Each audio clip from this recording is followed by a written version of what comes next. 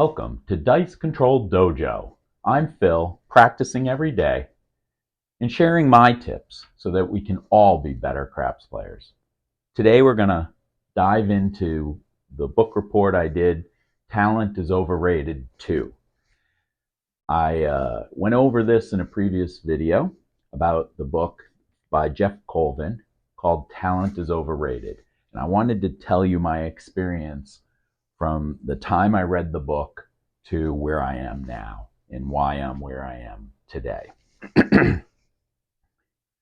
When we're talking about this book, a quick summary, he was talking about that talent or natural talent that a person has is not necessarily what causes them to be the great players that they become.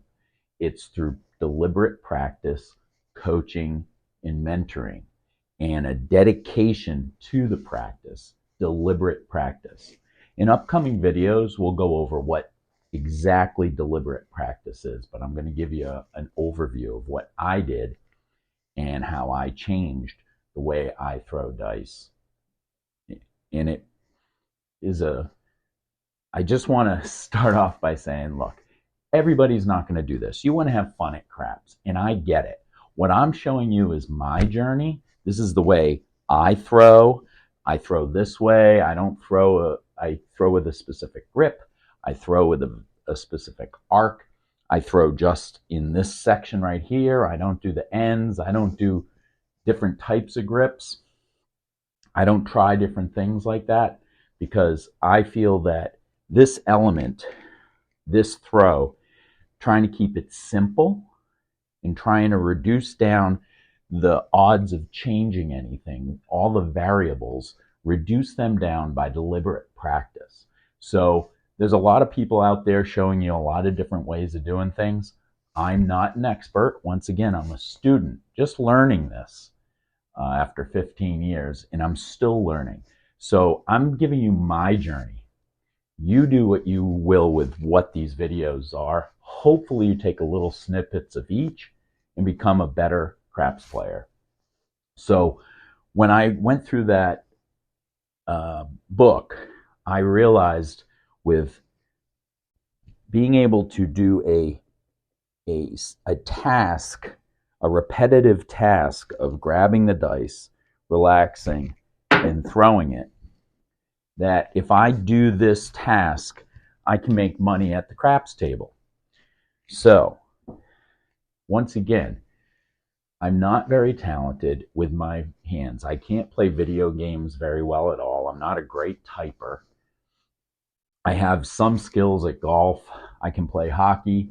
So I'm a little bit athletic, but not at all in any level that you guys are, I'm sure. So can a guy like me take a simple task like this, devote time to get better at it, and make a difference when it comes down to the end game? And what are the results of that? The results are I started a SMART goal. I said to myself, I'm going to throw 360 times. I'm going to mark it down. Once I mark it down, I'm going to set up what that looks like. And then I'm going to practice.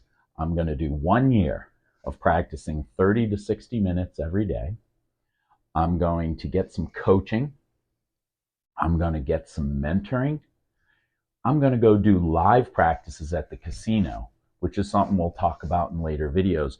You can't just sit here and throw all day. You have to go live and see how it's going. How is it converting over from your practice to the tables? So you got to get to the tables. You can't just sit here and do this in your back room all day. And then as a result of that, what does that look like for me 1 year later? So I did that. I devoted this. I bought a rig, like we talked about in previous videos.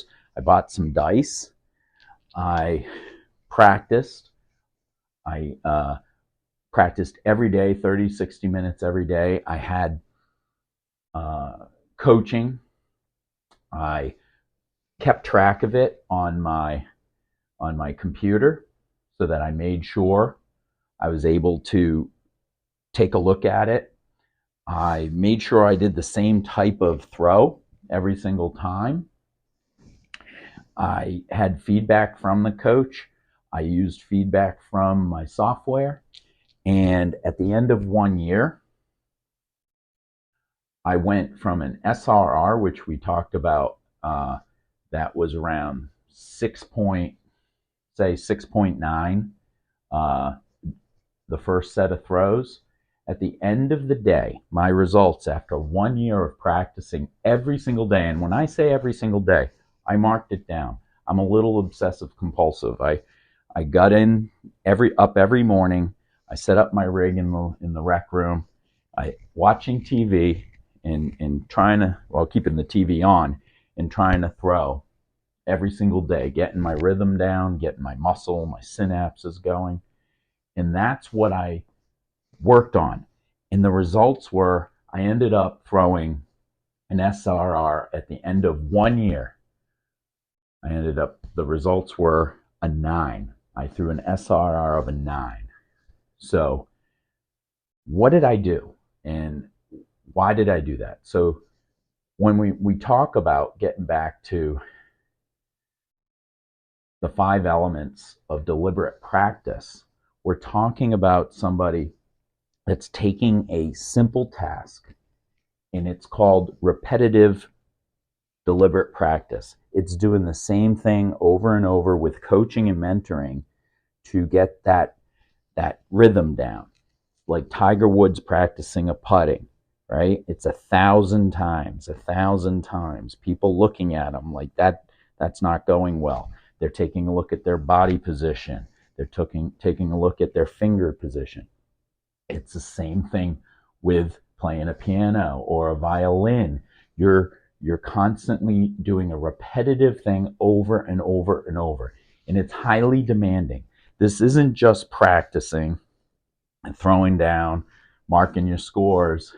It's looking at it, practicing every day, like my warm-ups, my throws, my sharpshooting, my dead cats, then my working on my bean bags, getting warmed up, ready to go, then throwing 36 times, marking them down, and then how do I do that every day and get feedback? Okay, I was throwing to the left.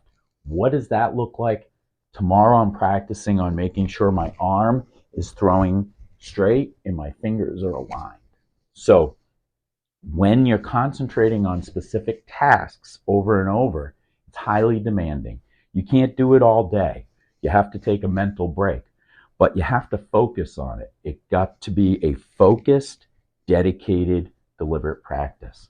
And I threw for a long, long time, for a year. I'll show you my results.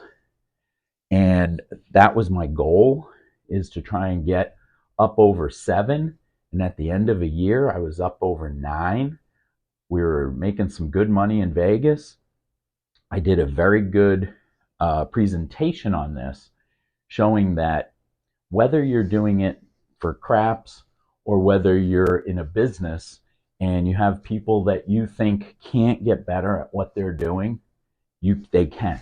It's deliberate practice, setting a SMART goal, and coaching and mentoring them to be better. So that's what I worked on all year. That was my journey to getting there 15 years ago. Well, here we are. Once again, my buddies and I go to Atlantic City. We screw up. We lose a lot of money.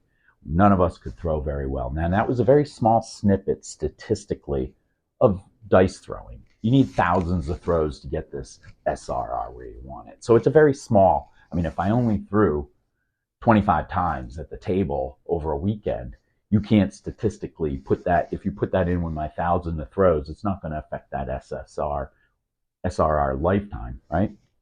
But I've never thrown like that before. And what did I do? I reflected back to what did I do the 3 months before that? I got up every morning. I did my little throws. Was I really concentrating? Was I putting in the deliberate practice? Was I mentally drained, or was I just playing and having fun? Was that like me getting to into a driving range and doing that, or in the morning, people go and they putt into their little putting greens they have. It's fun. We're feeling like we're getting better at what we're doing, but at the bottom line, are we just holding our own? We're not taking it to that next level. And that's what deliberate practice is. It's taking this task, repetitive practice, mentally concentrating, coaching and mentoring and feedback, getting all the things you can put together so that when you go to throw that dice at a casino, statistically, you're already way ahead of the casino. If I can get back to my 9 SRR in the course of these next 90 days before my buddies and I go to Vegas, then man, we're going to make some serious money. So just imagine if I'm already got the edge over the casino, how do we not make money? So right now, my SRR is not where I want it to be. That's why I'm making these videos, so that I can get onto this every single day, warm up so that when I'm throwing, when I'm talking to you, I don't look like a fool. And it's also giving me feedback. So hopefully you guys can give me feedback on how these videos are going and what you're liking and not liking about them. Maybe you can share some of your feedback with me so that I can get better, and I'll share it with you guys. So tomorrow, we're going to talk about the grip. The most important thing of any activity, you don't want to miss this. This is the grip. This is the most important thing that you can do when you're doing dice throwing. That grip, if you get it right, it's going to be butter. You're going to be making money. So just remember, I'm not a guy that does a lot of betting strategies. You'll never see one on this video. But one betting strategy we do is that if you throw for a long time, you're going to make a lot of money.